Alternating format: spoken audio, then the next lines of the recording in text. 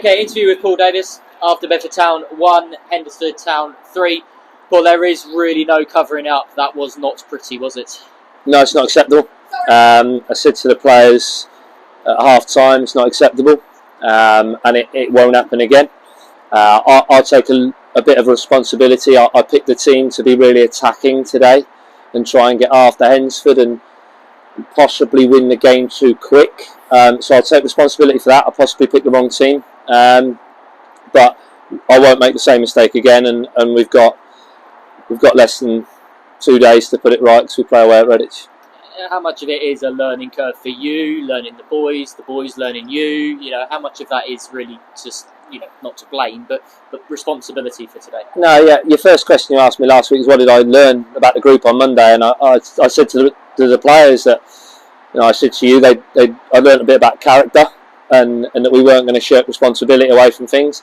But in the middle part of the first half, I saw no character, none of that from the players that I saw on Monday. So I've learned a lot about the group today, and like I said, I won't be making those same mistakes. And I've told them that the ambitions of this football club are big, and all right, as a priority we must stay up this year, but we've got big plans next year, and if they want to be on board those plans, then they need to get on board the train. If they don't, then that's also fine, but let me know, because that is not acceptable first half. I won't stand and front that up.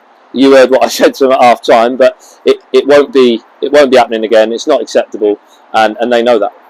Looking at the first half, I mean, let's come on to the goals in a second, but obviously that's a very, very dark orange card that Hednesford player should have taken, if not a red, for the horrendous challenge that was made. Yeah, I mean, football in these days, at any level, the pundits will tell you can't tackle. But last week, I felt Adam Murray should have been sent off for knocking Jack Keeble's head off, and the referee said he didn't feel it was a sending off. And the tackle today is quite clearly over the top of the ball. I couldn't have had a better view. It was right in front of the dugout. And at any level of football, the laws of the game tell you if you're over the top of the ball, it's a sending off.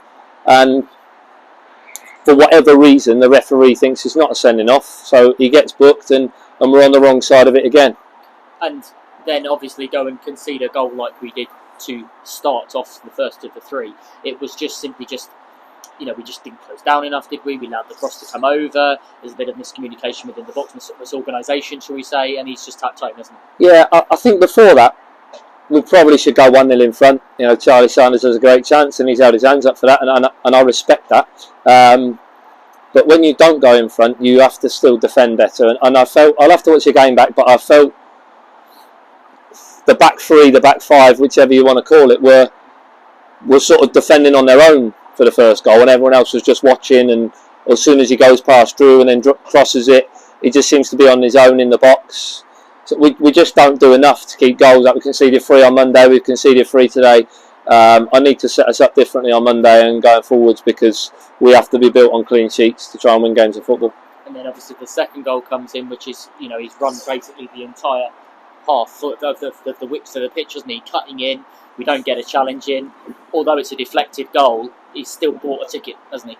Yeah, you don't shoot, you don't score. I mean, it's harsh because it's a deflection. I think it's going straight into Dale's hands, but you're right, you shouldn't be able to travel that far and shoot, and again, it's just not acceptable. And then end up 3-0 down, giving Danny Glover the opportunity to nip in and just get a faintest touch, it seemed, from the press box where he was, to then score and to give him a 3-goal lead at half time. Yeah, we talked about it in training Thursday night, we talked about it before the game. I'll talk about it until I'm blue in the face. So what I've got to do is I've got to change some things. I've got to change the way we play. I've got to change the shape we play. And ultimately, I've got to change some personnel. I've stuck with the lads that were here previously, that had done really well under Graham. I've given them opportunities. People can see I've signed players this week.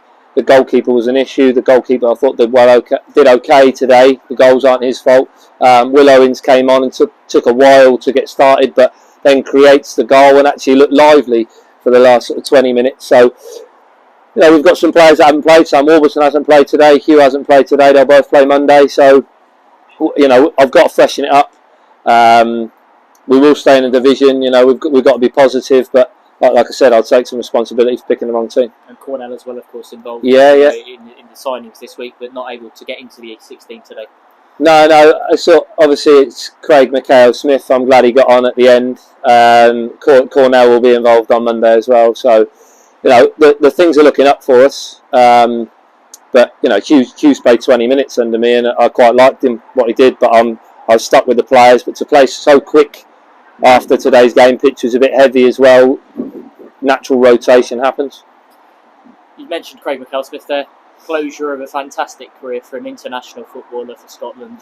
X amount of appearances in the Football League and the goals he scored. But more importantly, statistics are one thing, but a character and his personality, the way he applies himself in and around the club is second to none. Isn't it? Yeah. What a great lad! Like I said before, in my programme notes, I've been here 10 days, but he's been a model professional. I'm really glad he got on today for the last 15 minutes. Did okay, to be honest.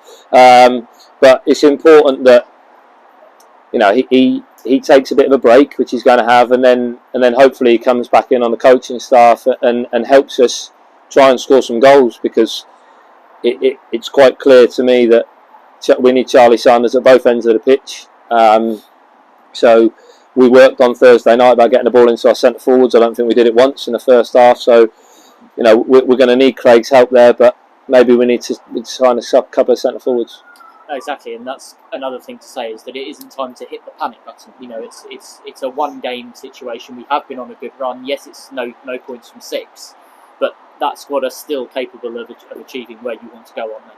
Yeah, definitely. And Affy was brilliant when he came on. Sort of did it. He took a while to get started, but then creates a bit down the right hand side. It's not his position, but the squad are capable. I just need to be maybe a bit more conservative and pick the right team Monday night. That is where we go to Redditch.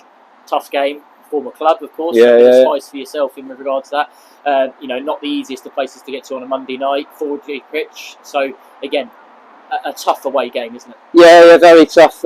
They've gone to Nuneaton today and just conceded last minute as well. I know Matt Clark really well, and they'll have all the energy in the world, and they'll be set up, physical, and that's what you get in this division. Although Hednesford were bottom, I said in my programme notes, are in a false position. They've got a lot of experience in their team. Redditch are no different. Redditch are doing really well at the minute. They sit in the top 10.